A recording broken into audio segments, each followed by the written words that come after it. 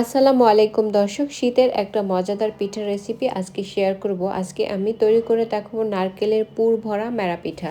আজকের এই পিঠা আমি কিভাবে তৈরি করেছি জানার জন্য পুরো ভিডিওটি প্রথম থেকে শেষ পর্যন্ত দেখার অনুরোধ থাকলো এবং প্রতিদিন নানান ধরনের নতুন নতুন রেসিপি পাওয়ার জন্য আমার চ্যানেলটি সাবস্ক্রাইব করে রাখার অনুরোধ থাকলো।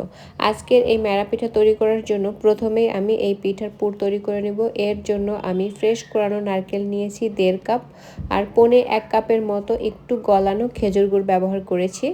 এখন জাল করে ভালো করে মিক্স করে নিব। আর এই মেশানোর জন্য এর ভেতরে কিন্তু কোনো পানি ব্যবহার করা যাবে না। গুড়টা গলে গিয়ে আপনা আপনি এটা নারকেলের সাথে বেশ ভালোভাবে মিশে যাবে। অনবরত নেড়েচেড়ে মিশিয়ে নিতে হবে।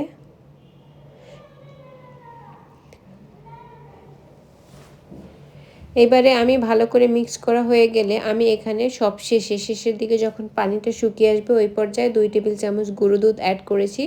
এতে করে এই পিঠার পুর এর স্বাদ কিন্তু অনেক গুণে বেড়ে যায়।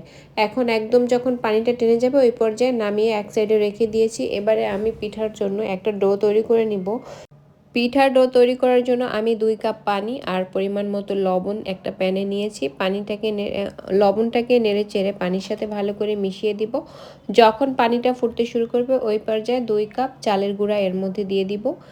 এর রেশিওটা হচ্ছে যতটুকু চালের গুঁড়ো ব্যবহার করা হবে তো ঠিক ততটুকুই কিন্তু পানি ব্যবহার করতে হবে।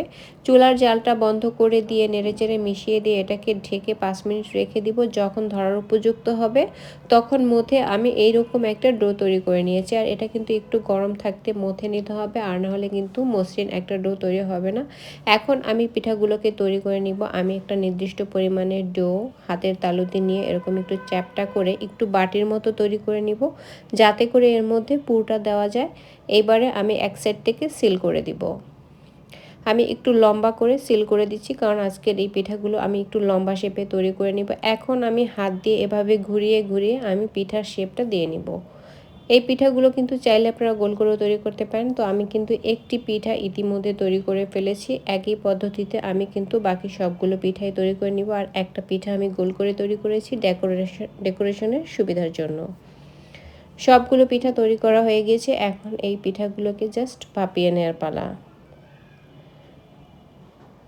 পিঠাগুলোকে ভাপিয়ে নেওয়ার জন্য আমি এরকম একটা প্যান নিয়েছি, আর এর ভেতরে নিচে কিন্তু আমি পানি দিয়েছি। যখন পানিটা ফুটতে শুরু করবে ওই পর্যায়ে এর মধ্যে একটু ফাঁকা ফাঁকা করে পিঠাগুলোকে দিয়ে দিব, যাতে করে পিঠার গায়ে লেগে না যায়। আপনারা চাইলে কিন্তু প্যানের গায়ে হালকা করে ঘি ব্রাশ করে দিতে পারেন, এতে করে সেদ্ধ হওয়ার পরে খুব দ্রুত উঠে যায়।